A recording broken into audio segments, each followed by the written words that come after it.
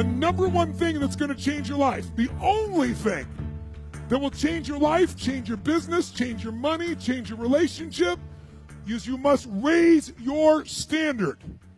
Now, I know that sounds boring, stupid, basic, but it's the truth. The only thing that changes our life long term is when we raise our standards. What does that mean? That sounds so boring and dumb. It means that all of us in life have things we want. We don't get what we want. We get what we have to have. Remember I said earlier, we all get what we tolerate in ourselves and other people. But when you're no longer willing to tolerate something, that's when your life changes. The difference in people is their standards, period. The difference in people is their standards, period. And what do I mean by standards? Everyone in the world has a list of things they think they should do. I should lose weight. I should work out. I should spend more time with my kids. I should work harder. I should make more calls. I should. And then you know what? People don't do their shoulds, and they get mad at themselves, and they what I call should all over themselves. They beat themselves up about it. What changes people is when your should becomes a must. When suddenly the thing you said should happen has to happen. That's when human beings change. It's like if you want to take the island and you're the head of the army and you want to take the island, the most powerful way to take the island is burn the boats. Because if there's no way to go back, it's amazing what happens when it's a must to do something versus a should. That's what makes human beings succeed.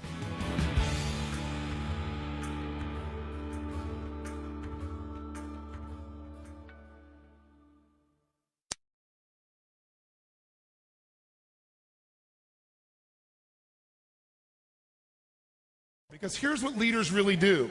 They maximize resources. A leader can come into an organization that's totally torn up in horrible shape, take the same resources, take it to another level. Your body, your mind, your emotion, but you can't maximize it when you're trying to fit in. You can't maximize it when you live by everybody else's rules. I'm not saying don't be respectful. I'm just saying as a leader, you've got to decide what you believe is right. And one thing I can tell you will always feel right. To never settle for less than you can be, do, share, or give. That'll feel right as long as you're inside your life here. Whoa, yes. So question, how do you build muscle?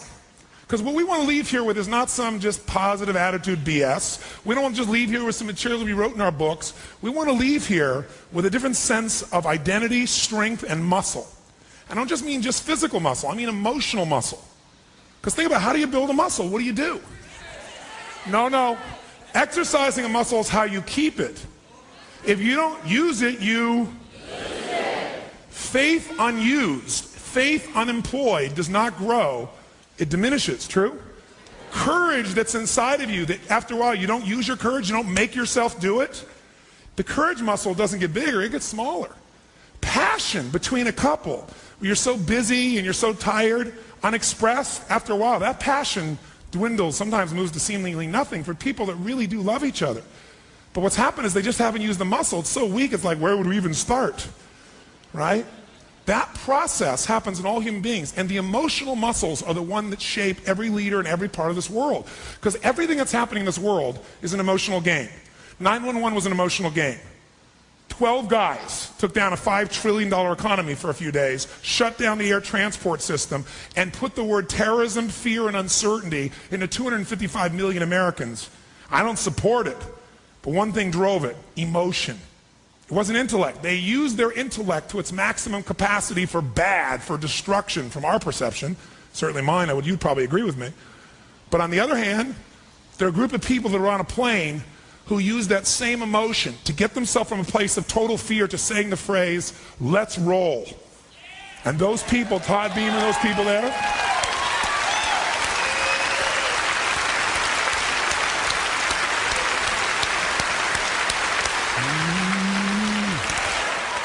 those people use that emotion to give their lives also, but to protect life. Protect what probably would hit the White House.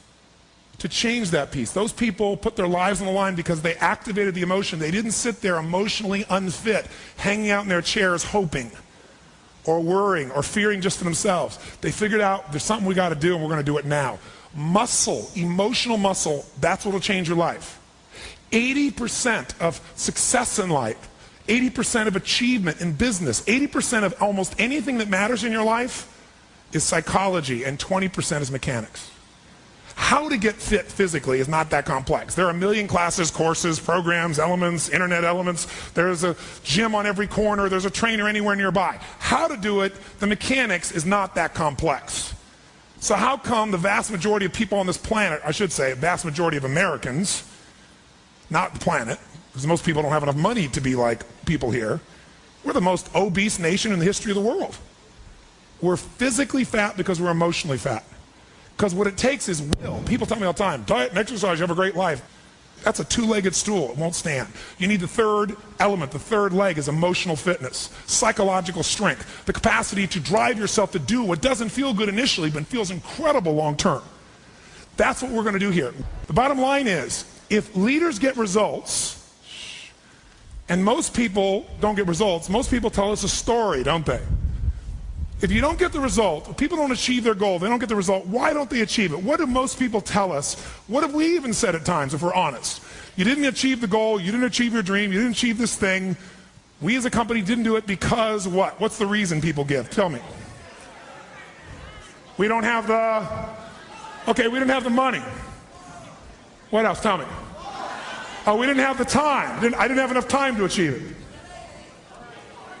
We don't have the resource. We don't have the people resource. Okay, we don't have the people. We don't have the computers. We don't have the technology. We don't have the tools. We don't have the right plan. We don't have a plan. My boss sucks. If it wasn't for my boss, we would have made it happen. Wrong leadership. Wrong management. What else? Oh, because our people are too old. We don't have enough youth. So if you put them up on the screen here, people say things like, I don't have time, we don't have the money, we don't have the technology, energy, not enough resource, we don't have the quality of leadership, we don't know the right people, we don't have the network, I don't have the education. That's why. Whenever people fail to achieve their goals 99.9% of the time, and you ask them why, they'll tell you it's because of a lack of resources. That's what all these things are. I didn't have the support, right? I didn't have the money, we didn't have the time, we didn't have this, we didn't have that. There's a resource that people believe is missing. And that resource, belief structure, then keeps people from ever being able to really lead. Because what leaders do is they find a way to maximize whatever resources they have, as little as they may be, and they don't believe in limited resources. I'll give you an example. Let's take a business example to start with. In 1974, a guy named Sam Walton had built his little company up. He came up with an idea. He started with $20,000 in, I think, 1962, if I remember right. But by 1974, within 12 years, he had 78 stores. And you know how he did it? In the middle of the night, he'd drive across the border, and he'd go and study other people's stores. He'd buy everything the cheapest he could in the middle of the night. He'd go to other people's stores. Whatever was working, he figured out. Success leaves clues. He came back and did it in his store. Whatever was working in any store, in any competitor, anywhere he could do it, he did it. So he figured out how to maximize the little resources he had, his 20,000, built 78 stores, and if you read any of the people following him, the company had gone public in that year, they were all saying, this is it. He's maximized his resources. I mean, he only has so much money, there's only so many cities that are going to appeal to this discounting mentality, right?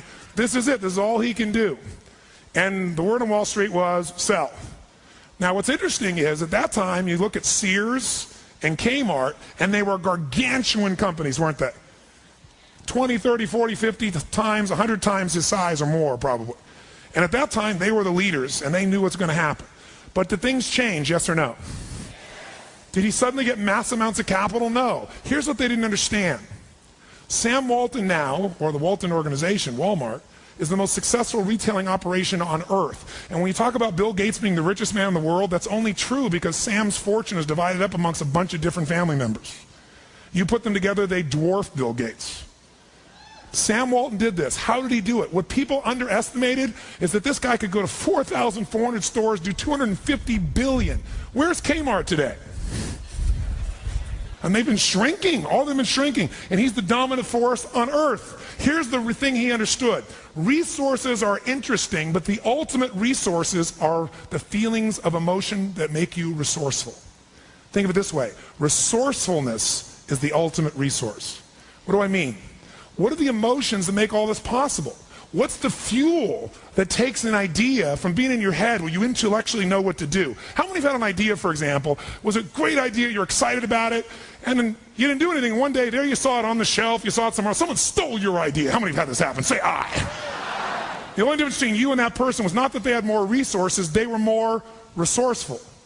What are the ultimate resources? They're emotions like vision. Creativity is a... Yes. One of the things I wanted to ask you, like on the first day, is you said, like to my friend over here, you got to lead your people. You got to learn enough about the job that you hate and then lead them. And what I wanted to ask you is, well, being sort of on the front lines of things, how do you actually, or what are your ideas on leadership? And you gave some examples today. Like, for example, you sort of come up with the plan, and then you ask the questions. So that's one strategy. That's only one part, yes. I was wondering if you could share maybe 2 or 3 more. Sure, I'll be happy to. My number one belief about leadership is you're a servant. But here's what I mean specifically. The word hero, that is in the archetype of like men and you and I bet. Is it true that inside of you, you really want to be the best, you want to create the best, share the best, do the best? Is that a metaphor for you in your life? Absolutely. Yeah, me too. So I think people in this room tend to have that as their metaphor. So all of us at some level, man or woman wants to be a hero. The word hero in its Latin root means servo. Servo means servant. It actually means slave. The hero, why they're the hero, is become the ultimate servant to something larger than themselves. People and so forth. The person who thinks they're going to lead by demand or by position can only lead for a short period of time. But the person whose idea of serving is, my belief is, if you can find a way to take any group of people and help them to experience their needs at a richer, deeper level than anyone else, then together you guys can get anything done. Anything. Now, it may not work the first time, but together you can get to that point. Because needs are ultimately what we're after. We're not after the vehicle we think we're after. You want $1 billion, then you get it. I got plenty of clients, and I will tell you, it is not the end game. And so then they go after their second billion. Or you think it's getting married, and then you get it, and you find out it's not the end game. There's certain needs that have to be there, and the ultimate needs are growing and giving. Because you only can feel so good filled up by yourself. So my core belief is, I gotta serve. If I serve, I can lead. Because I believe motive does matter. If my motive is just to get you to do something for me, there's a certain amount of power that I can get to do that if I strategize, if I think, if I feel, and also if it serves a greater good, even if I don't intend it.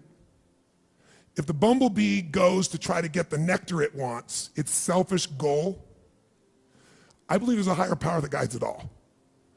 And when that bumblebee goes, it doesn't intend to give anything but pollen sticks to its legs. As it goes about trying to get what it wants, that's how flowers are created. I really believe that everything has a web of connection. If your intent is to serve yourself, you're still going to serve something more than yourself, and you're going to get a certain amount of insight.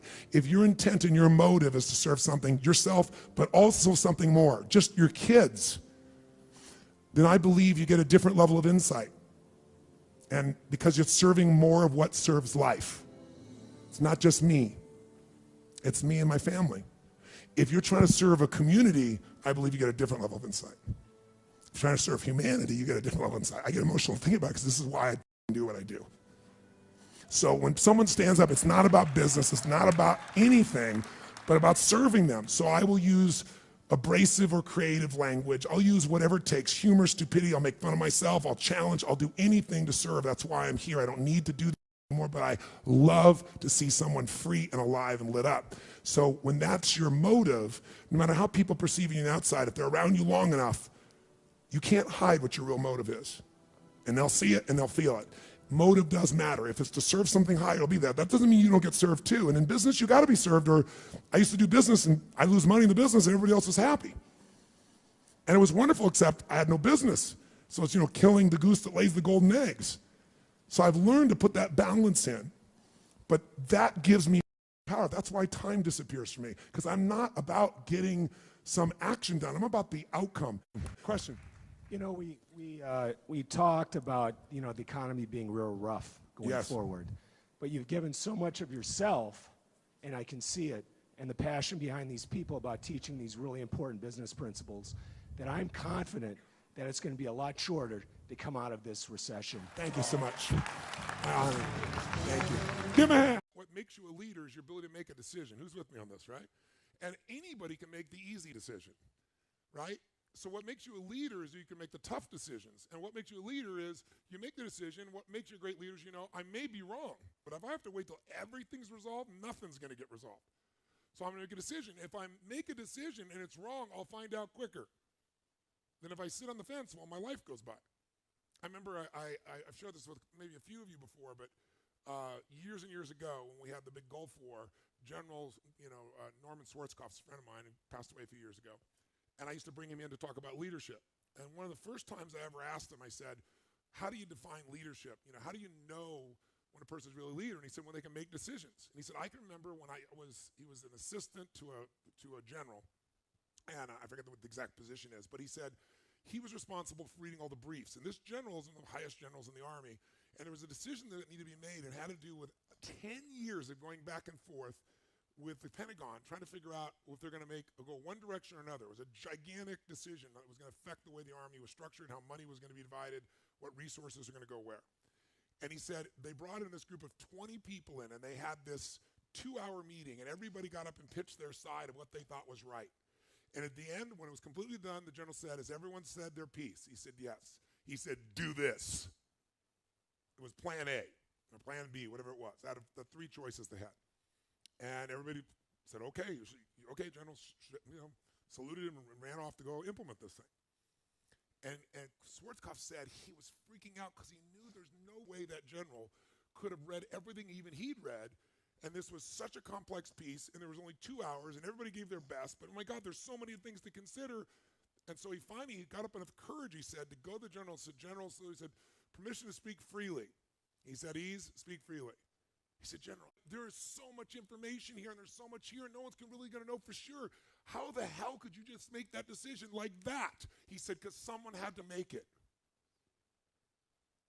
He said, because it's been going around for 10 years back and forth and no one being able to make a decision.